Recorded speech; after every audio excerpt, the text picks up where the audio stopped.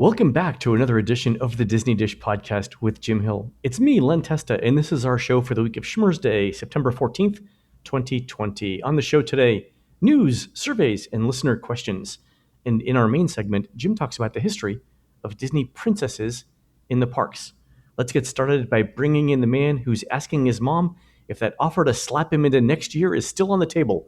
It's Mr. Jim Hill. Jim, how's it going? I want to share a little bit of Hill family history that it's therapy for you. It's entertainment for the listeners. There we go. But it's one of these things where it's the classic difference between mothers and fathers. Okay, my brother Dan, big strong guy, comes out one morning and sits down at the breakfast table. But these chairs that my dad had bought and made, colonial chairs, and glued them together and stained them and shellacked them. And so Dan sits down with a little too much force, and all four legs of the chair go out from under him. So he's suddenly on the floor. His nose is at table height. And my parents simultaneously say two different things. My father is, "What the hell did you do to the chair?" And my mother is, "Are you all right?" And it's like that. There you go. Sums it up right there. There you go. So mothers and fathers. And I think my family would have had my parents would have had the exact same reaction as well. So, all right, Jim, let's do a quick shout out to subscribers over at disneydish.bandcamp.com. Thanks to new subscribers Ben H, Adam S, and Figgy Brenner, and longtime subscribers probably David L, Professor Dave, and Alicia VK. These folks helped build the library scene at the beginning of Liberty Square's Haunted Mansion, and through a lucky accident involving Ex Atencio's trampoline and a plaster mixer, are the models for the busts whose faces seem to follow you as you move through the room. True story. I really want to start vetting your research material, and I'm not saying I doubt these stories, but you're saying that Ex Atencio didn't actually have a trampoline. Is that what you're saying? Well, not in the same. Everyone knows that. Of course, jeez. It may have been a cement mixer. There we go. Okay, that's all I'm asking. Well, now that we've got that settled. Okay. All right, Jim, let's do the news. Folks, the Disney Dish News is brought to you by Storybook Destinations, trusted travel partner of the Disney Dish podcast. For a worry-free travel experience every time, book online at storybookdestinations.com. Jim, every show should begin with a round of self-congratulations.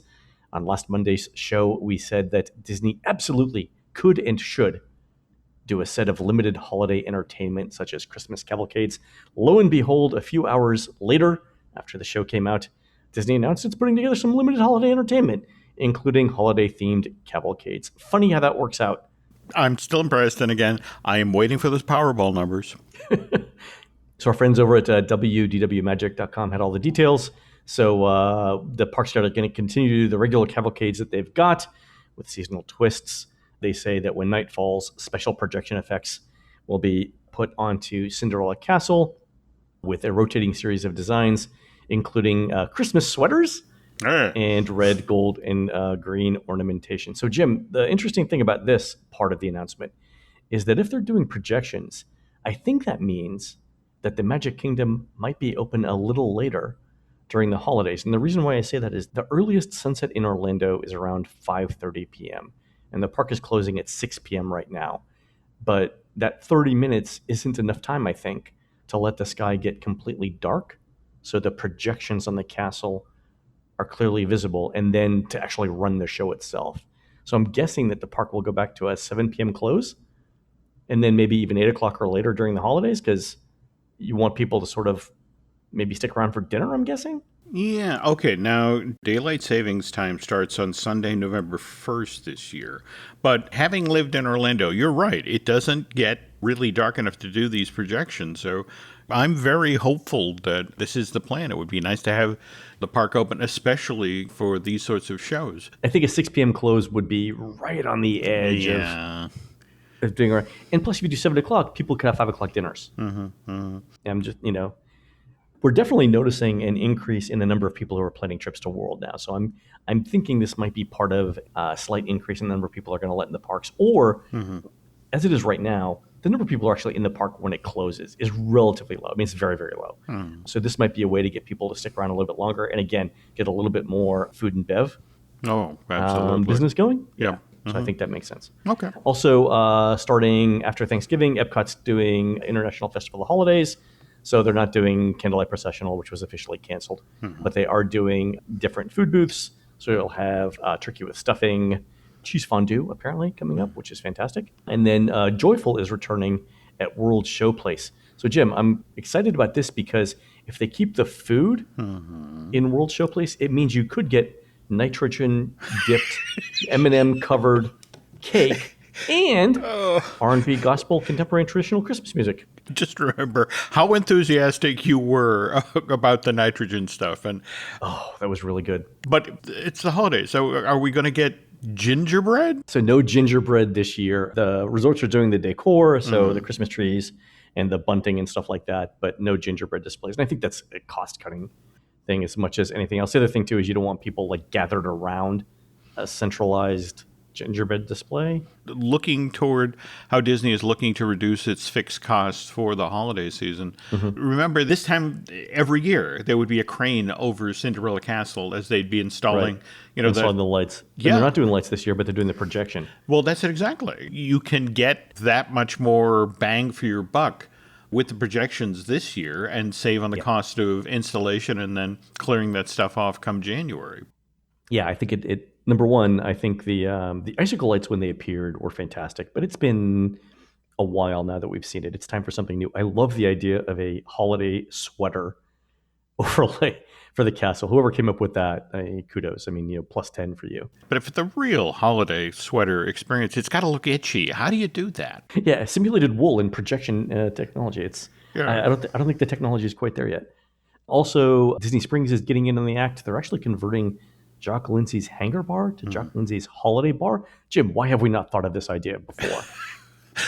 I don't know if I want to drink eggnog out of a monkey's head. Monkey skull? Here's your monkey skull eggnog. Enjoy. Yeah, that's fine. And then, of course, Santa is showing up on different cavalcades as well. So that's all good news. Also, Halloween cavalcades start tomorrow, Tuesday, September 15th. So you'll see not only Mickey and Minnie in Halloween costumes, but you'll see Disney villains as well.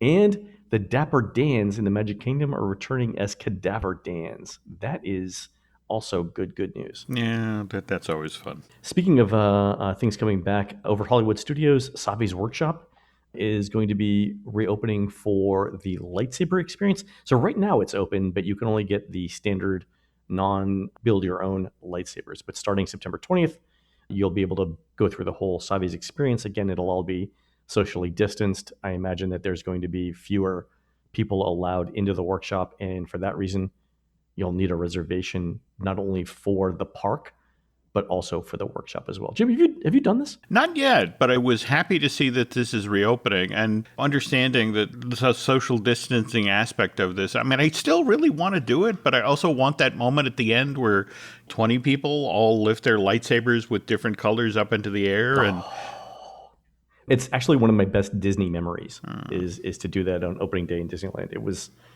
a wow moment for me, even at $200 or whatever. Well, that's the thing. If I'm going to pay $200 to do this, I would like the full experience. So I think I'm very much looking forward to it. But I think I'm willing to wait till we get on the other side of COVID, which I hope is very soon. Oh, that's right. You haven't been down since the reopening, have you? No, I have not. I keep working on the giant box with air holes, but Nancy won't take me to the post office. I just do not understand her issues. When you get down there, we have to do some in-park recordings. That should be a hoot. Yes, I keep hearing from folks. They love those shows and they want us to do some more. So we'll do that soon. All right. Then speaking of Hollywood Studios, Jim, the signage has been removed at Voyage of the Little Mermaid in Animation Courtyard. So Disney says that the sign is coming back, but they did not specifically say that the attraction was coming back. And this is one of those attractions that didn't reopen with the rest of the park back in July. So, I mean, for me, frankly, the show hasn't been updated in almost 30 years since it opened in 1992. It was always temporary.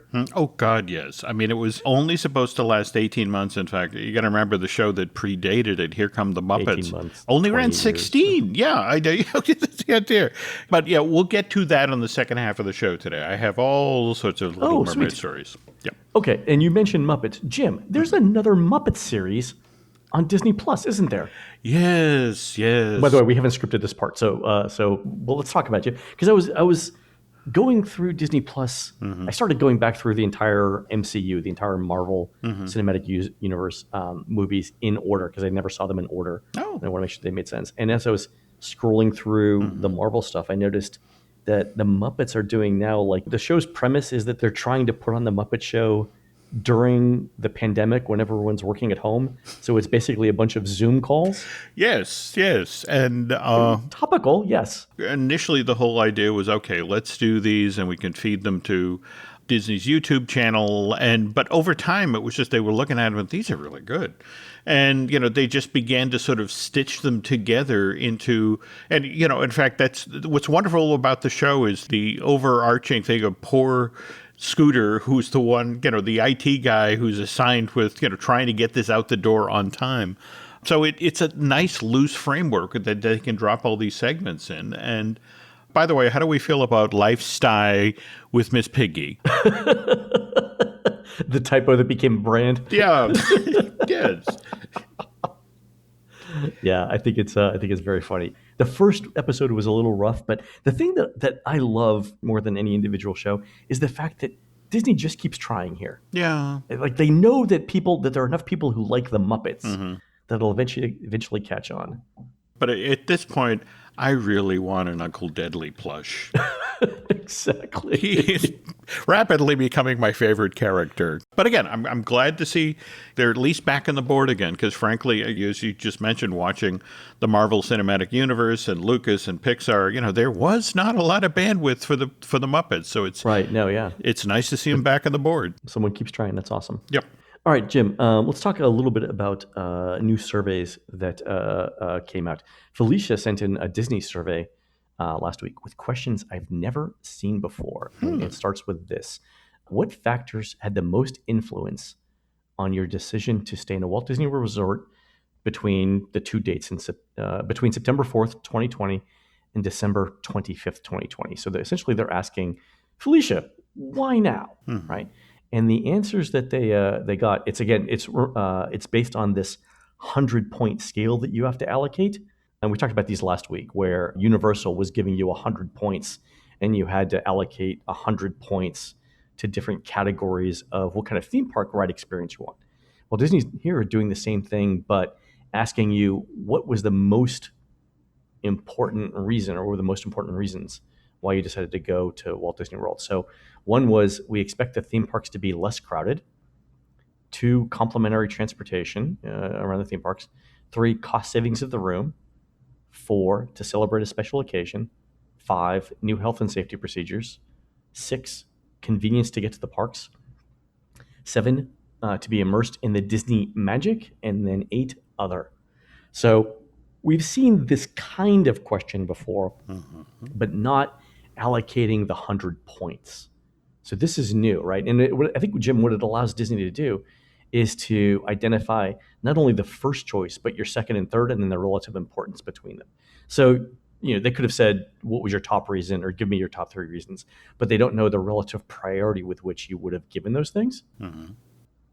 So that's what they're trying to figure out here, like not only your primary motivation, but your second and your tertiary motivation. I wonder how much of this information is being funneled back to the folks in marketing.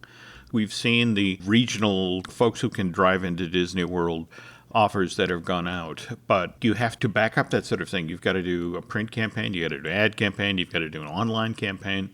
And just the question of tweaking the language so it's like, okay, it's in the sweet spot for what people are responding to. I would just be concerned about, I don't think they can realistically pitch the idea of, hey, you want to come down to the parks because this is a magical time because it's less crowded, especially with what both you and I have been hearing about, the slowly creeping up capacity.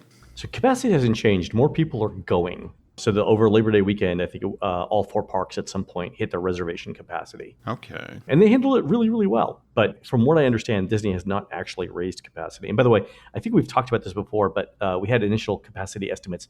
It looked like my numbers were a little bit low. They were actually a little higher than I ended up thinking. But we'll go over that in another show if people are interested. So the second question that Felicia sent in was this. Below is a list of specific aspects of this special offer. Please place them in the order of how important each was to you in deciding to book the offer. So the three options were, it was the travel period, so the dates worked out for me. Mm-hmm. 2, the offer was only available in my region. I'm not sure why that was important. Or 3, the cost savings for the room was most important. So my sense is that Felicia answered that cost savings was the most important, because the very next question was, if no other discount offer was available, would you still have booked a trip between September and December? And the answers are yes or no. So there's a lot going on here about not only figuring out why people went, but how strong their commitment was to going.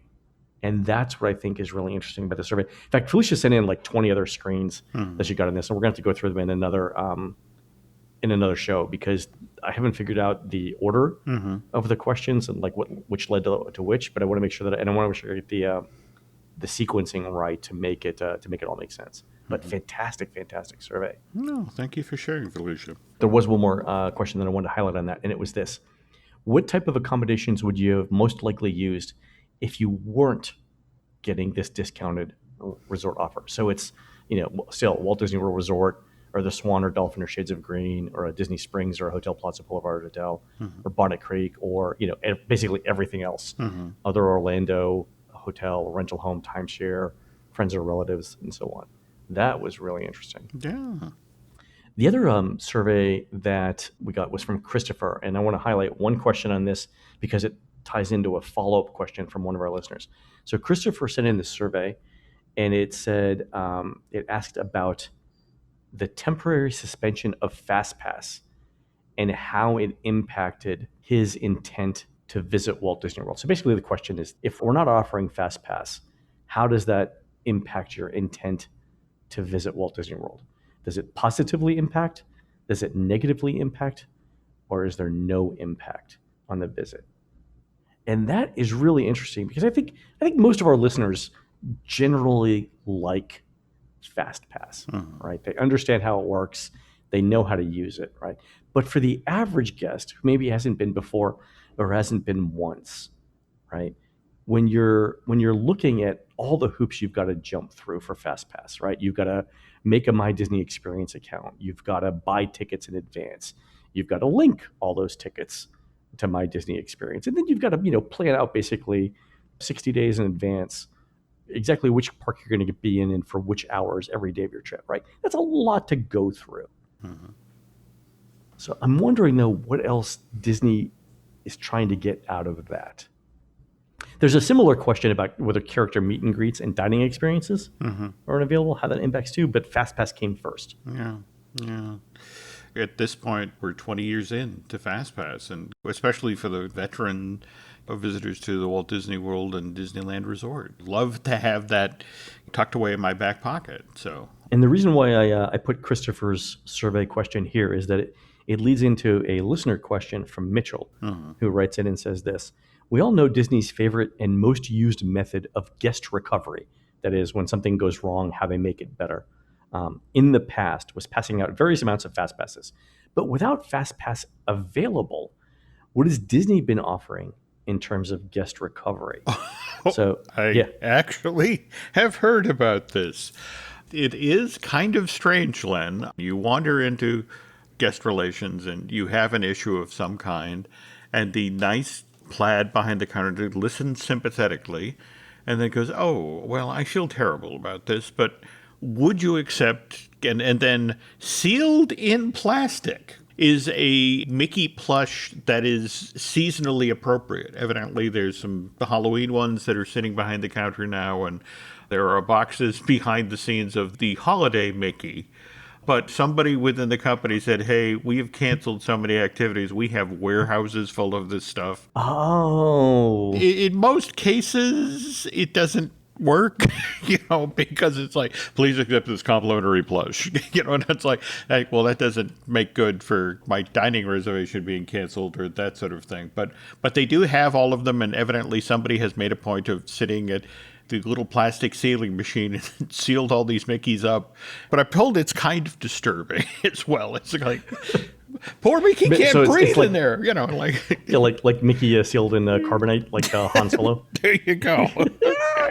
That's interesting though, because to your point, I mean, Disney would have had to order the holiday merchandise back in January. Yeah. And so it was on a ship coming from China when the park shut down. Now they've got all these things, and they're obviously not going to do the holiday events. Yeah. So it became one of these things where it's like, okay, would these possibly work as a guest recovery tool? And I think it's still in a test phase, but the folks at merchandise are like, please take this stuff off our hands. Yeah, because I mean, eventually they're going to need to make room in the warehouses for the stuff that's coming in for 2021. So, That's right. So I'd reached out to a couple of cast members who work in guest recovery, and they had said they didn't have access to the plush, and so what they said is their response now is to actually attempt to fix the problem instead of doing a giveaway. So when you don't have fast passes to give out, the thing that you try to do is to fix the underlying problem. So we know that one of the main drivers of guest recovery is for people who can't get reservations, for example, for our boarding groups for Rise of the Resistance. So I think what they're doing then is like, okay, I'm sorry, you didn't get a boarding group for Rise of the Resistance. And then they're probably looking at capacity for the ride for the last half of the day and saying, let me see if we can fit you in here, and doing stuff like that.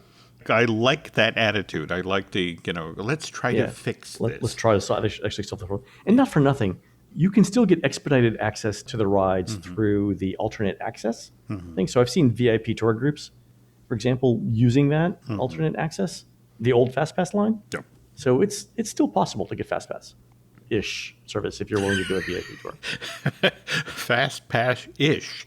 Okay. Ish. Yeah, exactly. Okay. Exactly. We'll let the Blackish people know about that. They just announced another spin-off this week, by the way. Did you see Oldish to go with Mixes? I saw that. And Growish. Yeah. So FastPass-ish, our holiday division, our theme park division, you just go over there. All right. A couple of other things. Work has sort of quietly been continuing on the Galactic Star Cruiser Hotel over at the studios. And Jim, I am convinced that Disney really, really, really is still working on having actual droids running around in this hotel. And the reason for that is they continue to put these patents out that describe how to have robots navigate through a crowded area with people in it. And so the latest one from Disney is called System for Communicating and Using Traffic Analysis in a Space with Moving Obstacles. And it specifically mentions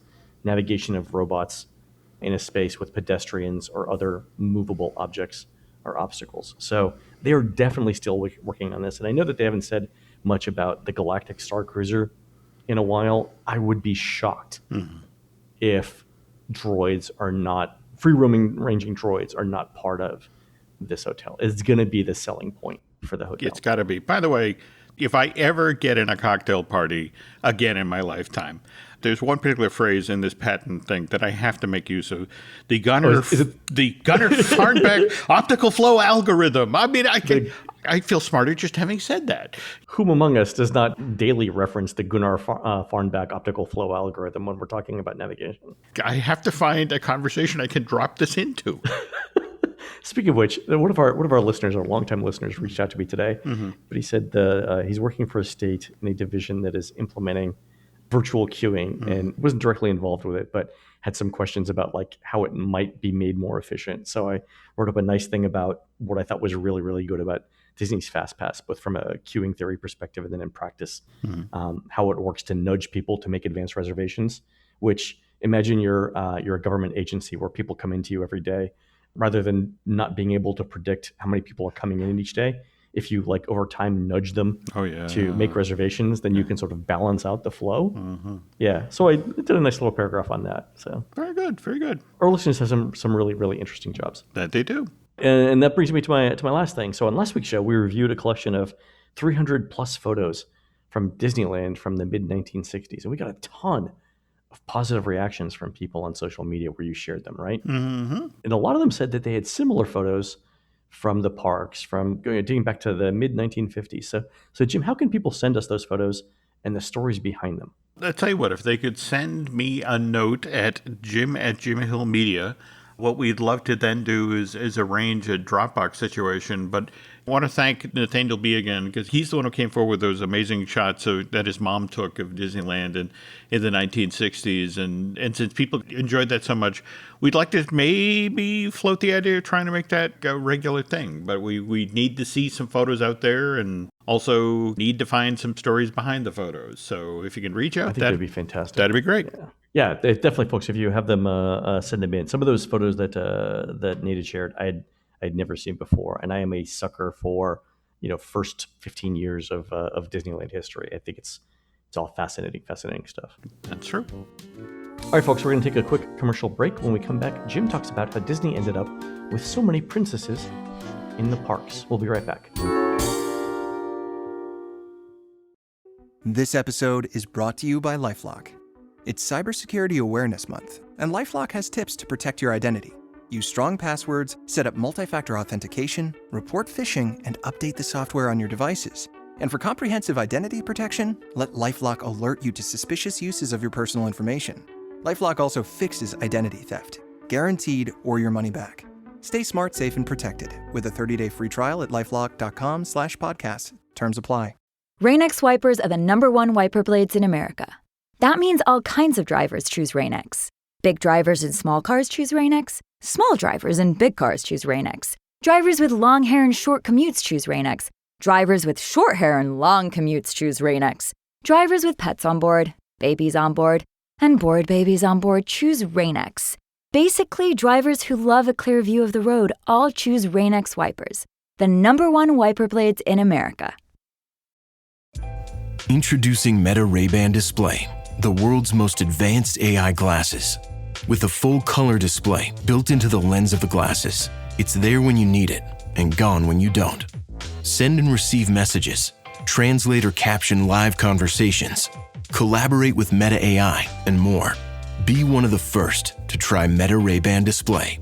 Visit meta.com/Meta Ray-Ban Display to book a demo and find your pair.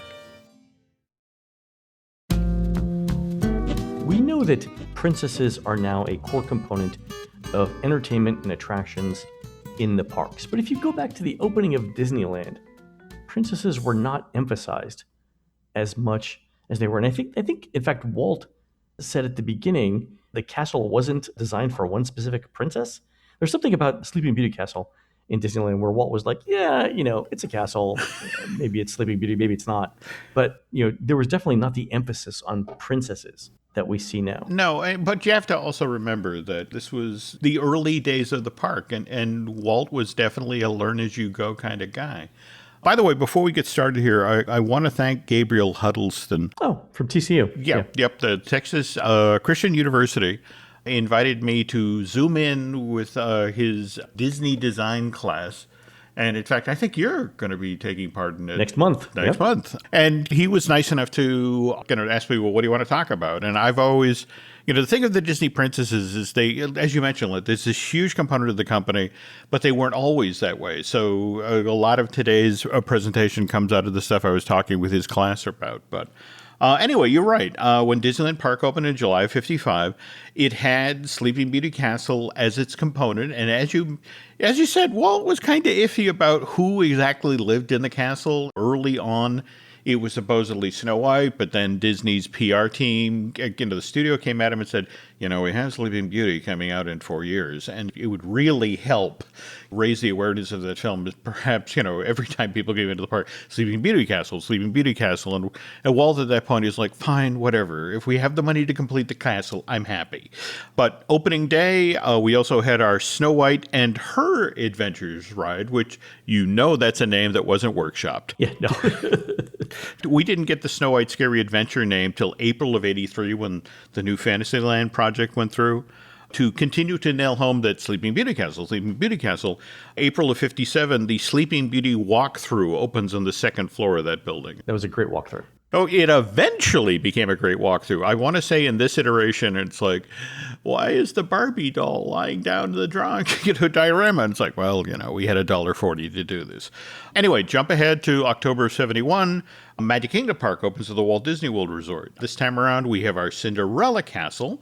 Somewhat problematic that you go to get a reservation at the restaurant inside of Cinderella Castle, and it's like, I'm queuing up for King Stephen's banquet hall, and it's like, wasn't King Stephen Sleeping Beauty's dad? Not, Literally one of the first questions I ever asked Bob Selinger when we started working back in 97. I was like, why is this named this when it doesn't make any sense in the context of Cinderella Castle? It drove me up the wall. Normally what happened further on in the 70s is that when they would be doing this sort of project, there'd be at least one pass from the Disney archive, and Dave Smith would be the one who goes, King Stephen is not Cinderella's dad. Yeah. Do you guys want to try again? But Dave had only just set up the archive in 1970. So it was, by then everything was built and signed off on. And so same thing, we had a Snow White Adventures dark ride open as part of that park. And in the Mickey Mouse Revue, we actually had animatronic versions of Snow White and Cinderella. And that attraction stayed in the park till September of 1980, when it then got shipped off to Japan. Oh, so literally 40 years ago today. Yeah, well, that's it. In fact, I wanted to point that out. Yeah. But that was an opening day attraction in Tokyo. And then Tokyo opens April of 83. It gets its own clone of Cinderella Castle, gets a copy of Walt Disney World's version of the Snow White Adventure, even gets a copy of the Snow White Grotto from Disneyland, which was installed back in 61. Oh. Wait, so the version of Snow White's Adventures in Tokyo Disneyland is your Snow White first-person view ride? There you are. And Disney World actually updated its Snow White adventure in 94. In fact, they added that little scene at the beginning where your car kind of does a quick turnaround, and there in that scene you finally actually see Snow White. But this was also when, after years of guest complaints and, well, here's your complimentary plush, that they renamed the attraction from Snow White's Adventure to Scary Adventures. And see, it's in the name. Your kid's going to be traumatized. Deal with it. But this is 83, and we're still only dealing with 3 Disney princesses. Snow White, who made her debut in December 37, Cinderella made her debut in March of 1950, and then Briar Rose, Aurora, Sleeping Beauty, who came on the scene in January 59. Okay, so for 24 years, no 24 years plus.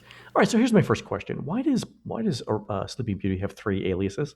It's either multiple personality disorder or she's on the run. It's one or the other. There's a third possibility. Remember, she's being tended to by 3 good fairies who, frankly, are fighting over, pink and blue and red. And they're just sort of, how your mom will call you honey and your dad will call you there. Different family members have different names. All right, let's go with that. All right. Okay, so anyway, November of 1989, we get our 4th Disney princess. Little Mermaid arrives in theaters. Initially, Disney just goes by the usual playbook. 5 years previous, Michael Eisner becomes the new head of the Walt Disney Company. And so this thing comes out. It's the highest grossing animated film Disney's had in decades, critically acclaimed, wins 2 Academy Awards. And so for Michael's sake, it's like, wow, Ariel is a Disney princess. I want her alongside Snow White, Cinderella, and, Aurora, Briar Rose, Sleeping Beauty, ASAP. But especially after what happens with the VHS. The VHS comes out 3 months after the movie's in theaters. In the first 3 months, it sells 7.5 million copies. By the end of the year, Len, it sells 10 million. It's the top-selling VHS for all of 1990. Oh, I mean, I probably had 3 copies of it easy. during Hannah's early years. Yep. So between Sleeping Beauty in 1959 and The Little Mermaid in 1989, so a period of 30 years, right? Disney released a number of animated films: 101 Dalmatians, Sword in the Stone, Jungle Book, Aristocats, Robin Hood, Winnie the Pooh, Rescuers, Fox and the Hound, Black Cauldron, Great Mouse Detective, and Oliver and Company. None of them have female leads. Well, Disney princesses. In fact, that's what I'm saying. So was the decision to get away from princesses was there a conscious decision for Disney to get away from the princess-themed movie for 30 years? Otherwise, why did they not do them for 30 years? This kind of doubles back onto the Sleeping Beauty story, which Walt decided right after Cinderella came out and was this huge hit. And remember, that was the money that Cinderella made that made the development of Disneyland possible, coupled with paying off war debt. So Walt was like, oh, let's get another Disney princess film going right away. And so as early as 1951, they are starting work on Sleeping Beauty. But at the same time, this is the rise of television. This is the era where Hollywood, in an effort to fight television, is doing things like VistaVision and 70 millimeter, the giant possible image. And Walt, for some reason, gets sucked into it. Walt is like, ooh, okay, yeah, maybe we need to do the same thing. So the conceit for Sleeping Beauty is it's a moving tapestry. It's, the first animated film they've done in 70 millimeter. It's the largest possible image, but larger means it's slower to animate and it's more expensive to animate. So it takes them 8 years to complete the film. It costs $6 million. It's the most money Disney had ever spent on any film up until that time. And basically bombs at the box office. It doesn't recover its production costs. In fact, the very next year, the 1960 Disney annual report, first time in a decade where they had to declare an operating loss. They had to take a write-down off of the money that Sleeping Beauty had lost. And the impact for the company was huge. Within 6 months, they laid off 500 animators, cutting the staff of the animation studio to a bare bone 100 people for the next 20 plus years. The animation studio was crippled, and so whenever anybody said, hey, we should make another Disney princess film, it's like, yeah, just like Sleeping Beauty. I'll tell you what, I'm just going to sit here. Why don't you kick me in the head and we'll call it even? Yeah. So that was the thing. When Little Mermaid was initially proposed, there were enough old timers still left in the studio like, no, it's a third rail. Don't touch it. But they got lucky. And Eisner wants it in the parks as fast as possible. So the Imagineers initially were like, okay, we just did that Disney Afternoon Live thing at Disneyland where we reskinned, a bunch of the attractions that are in that stretch of the park between the Matterhorn and Small World. And we did that Gummy Glen thing where we did the motorboat cruise and we set up like plywood cutouts from an animated series. And it's like, oh, look, it's Grammy Gummy and Duke Igthorn and his ogres. Let's do that with The Little Mermaid. Let me just pause here and say, if any of our listeners have photos of gummy bears in Disneyland, please send them along because I don't have enough nightmares in my life and I need more. Dear God. Oh, you're going to see some interesting stuff. I'm going to see some things? Yeah. Right. But anyway, this is the quick and dirty plan. This is what they're ramming through. But while this is going on, Little Mermaid wins 2 Academy Awards. Little Mermaid is the top-selling VHS. And, suddenly Eisner's like, no, quick and dirty. I want something like Peter Pan. I want something beautiful. So that's what's fascinating about the attraction that gets designed now, where it's literally the Peter Pan flight playbook, but instead of flying through the nighttime London sky on your way to Neverland, you're aboard a tiny little pirate galleon. You are in, a large, elegant seashell, and you dip beneath the waves and watch Sebastian performing under the sea. And April of 1992, Disneyland Paris opens up. And there's actually a television special that airs worldwide. There's a segment of the show hosted by Don Johnson and Melanie Griffith, who were the very first people I think of when I think of Disney theme parks. I really thought those kids would have made it work. But okay, anyway. I know Don Johnson blames himself. There we go. It was all the wide lapels and the loud colors.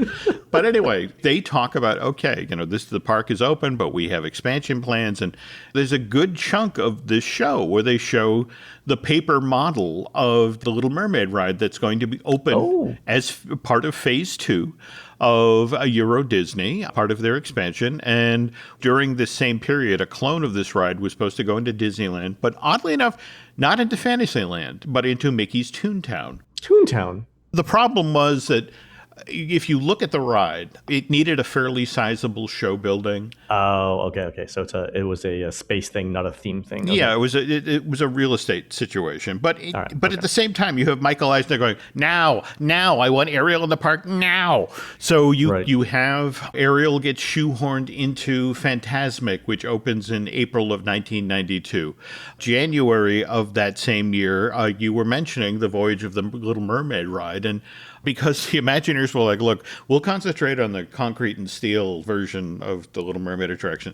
Entertainment, you come up with something. And the Voyage of the Little Mermaid thing is like a bunch of people sitting around a conference table, the effect of, well, we could do puppets, okay. And black, white, okay. And water effects, sure. Live performers on stage, absolutely. And projected footage, sure. And it was like literally somebody going through the entertainment junk drawer. What do we have here? Only supposed to run temporarily because, of course, this steel and concrete Little Mermaid attraction was designed and announced, and people had seen images. It's coming over the horizon. So we only need this stopgap, make good live show for 18 months.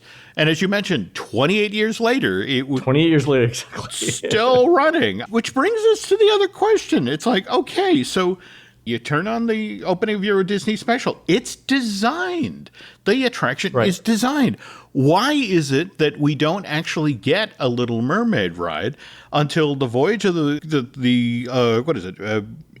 Little Mermaid. Little Mermaid Ariel. This doesn't roll off the tongue. No. The Little Mermaid Ariel's Undersea Adventure. Yeah. And of course, there's a colon in it, as is now required by every Disney attraction. And that's the California Adventure version, whereas the one that was built as part of New Fantasyland for Walt Disney World, it's Under the Sea Journey of the Little Mermaid. And it's just sort of like, okay, yeah, you're right. So what happened? Why wasn't this built? I mean, Euro Disney, fairly obvious. It ran into financial issues. The whole park came within shutting down in late 93, early 94. So, something this ambition just was not going to get built. More importantly, though, November of 1991, Beauty and the Beast opens in theaters. November of 1992, Aladdin. Oh, and that was a monster hit. Yeah. Right? And then June of 94, we get The Lion King. So Walt Disney Company suddenly has this embarrassment of riches. So in 5 years, you've got Mermaid, Beauty and the Beast, Aladdin, and Lion King. So instead of having one hit, every year Eisner's going, I want Belle in the parks. Yes. I want Aladdin in the parks. Yeah. I want the Lion King in the parks. Yeah. It became the exact same playbook. It was like the Imagineers were like, okay, we're designing Mr. Eisner. In fact, for Euro Disney, they were going to do a sit-down Beauty and the Beast show that was actually going to feature a 12-foot tall animatronic beast that would rise up on stage. And the script that was originally written for the show, there was going to be a cast member who selected one guest out of the audience who was going to walk up and hand the animatronic beast a rose, and that was what was going to begin the transformation into the human prince at the end of the show. But it's just sort of like, well, here's your rose and here's your complimentary adult diaper because that's a 12-foot tall beast, Yeah, when you started talking about a 12-foot tall beast on stage, I'm thinking this is an Iron Maiden concert. This is a Disney show, right? Is Bruce Dickinson involved? Is he singing the part here? Oddly enough, built in the same warehouse next to the very tiny version of Stonehenge. All right. Anyway, so again, entertainment steps up to the plate. So we get Beauty and the Beast live on stage, which debuts same day the movie opens in theaters, November 22nd, Wow, there's some timing. Yeah, oof. And more to the point, a roll of the dice where it's just sort of like, well, geez, I hope they like that Be Our Guest song because we do a lot with that. And then next year, we got a parade. We got Aladdin's Royal Caravan, which debuted at Disney MGM in December of 92 and then debuted at Disneyland Park in April of the following year. We never ended up with we don't have an Aladdin ride, right? Well, the flying carpets of Agrabah. Oh, Magic Carpets of Aladdin. Yeah. We don't have a proper Aladdin ride. But there was one proposed, remember, for the theme park on a ship? Yeah, we talked about on one of the Bandcamp exclusive shows. Yeah, the SS Disney. Yeah, same problem. Everyone was so enthusiastic about Aladdin, and then 18 months later, here's Lion King, which blots Lion out the King, sun. yeah. And so get back to The Little Mermaid. So it's like, we've designed all this stuff. Do you want something for the park? And eventually, January of 96, The Little Mermaid's Grotto opens at Disneyland Park. It's in between Sleeping Beauty Castle and the entrance to Tomorrowland. You may remember it had a weird little garden where you walk by a huge bronze statue of Triton before you then got to. Fascinating little bend in the story here.